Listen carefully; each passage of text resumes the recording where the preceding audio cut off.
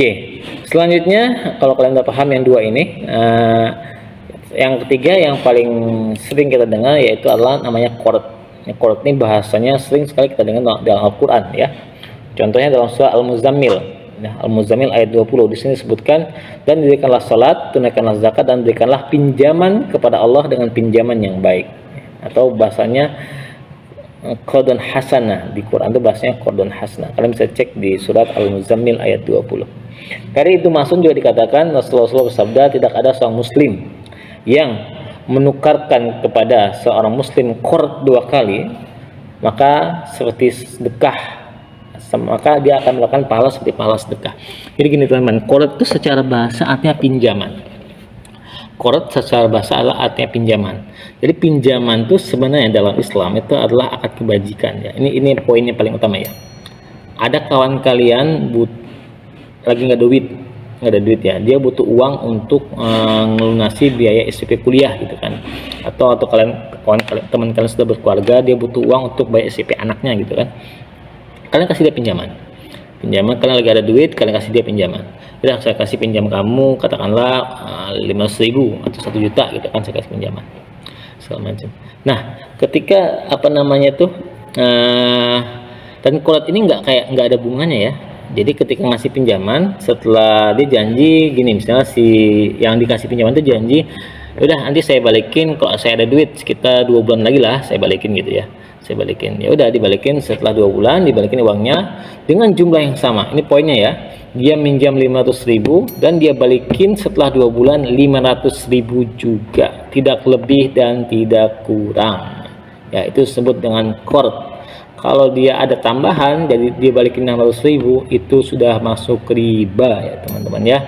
Jadi riba itu apa sih? Kalau secara definisi umum yaitu kullu qardin jarra manfaatin fahuwa riba. Setiap pinjaman yang memberi keuntungan bagi orang yang ngasih pinjaman disebut dengan riba. Jadi kita nggak boleh sama sekali.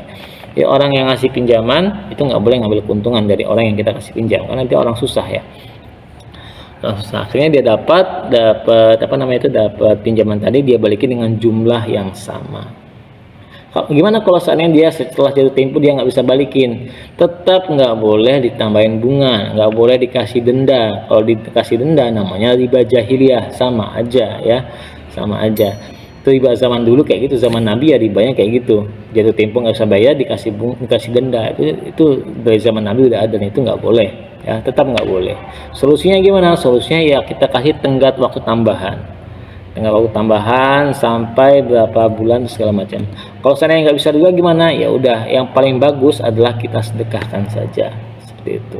Kalau di awal ada jaminan, mungkin kita bisa ambil jaminannya. Tapi kalau nggak ada jaminan ya sudah, kita sedekahkan saja. Emang seperti itu. Jadi akad qard ini, maka dalam hadis Ibnu Mas'ud tadi dikatakan kalau ada orang ngasih pinjaman ke orang, terus dibalikin lagi sama orang itu dengan uang, misalnya saya kasih pinjam ke teman saya 100.000 gitu kan, terus dia balikin lagi uang saya 100.000, besok dia minjam lagi kayak ke saya terus sebanyak katakanlah 200.000 untuk kepentingan yang lain, saya kasih lagi 200.000. Setelah dia punya uang, dia balikin lagi 200.000. Nah, kalau kita ngasih qard ke orang 2 kali, itu dalam Islam sudah disebut sebagai pahalanya itu sama dengan pahala sedekah ya. Padahal kita nggak keluar uang untuk sedekah, uangnya dibalikin loh sama orang yang ngasih pinjaman tadi. Tapi karena kita sudah membantu dia 2 kali, maka itu dihitung dalam Islam sebagai pahala sedekah berdasarkan hadis Ibnu Mas'ud tadi. Itu ya teman-teman ya. Jadi qard itu sama sekali tidak boleh ada tambahan uang, tambahan denda. Kita kasih pinjam 100.000, balikin 100.000 ya. Ini poin yang paling utama nih. Kalau seandainya ini nggak paham, bahaya. Karena kalau kita masih mindsetnya kayak orang konvensional, minjem 100.000 dibalikin harus 150.000 atau 110.000, ya itu apa ya, itulah yang namanya riba. Itulah nama riba ya. Itulah yang sangat ditentang sama Allah dan Rasulnya, bahkan Allah sangat perangi seperti itu.